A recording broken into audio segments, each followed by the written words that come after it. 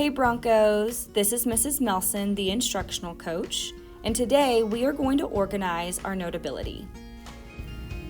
Go ahead and open up your Notability app. We are going to create subjects on the left-hand side. To do this, click the plus sign at the top left corner.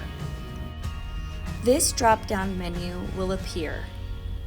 Select Subject to add new subjects. You will type the name of each class you will be using Notability with.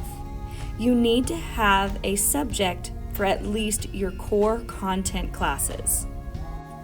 Now that you have each of your core content classes and possibly an elective added to Notability, you can then change the color of each subject.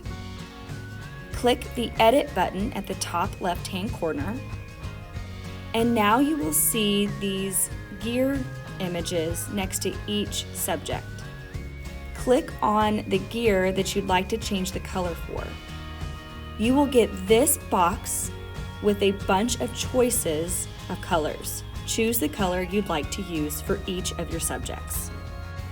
You should have each of your core content classes created and possibly any electives that use Notability as well.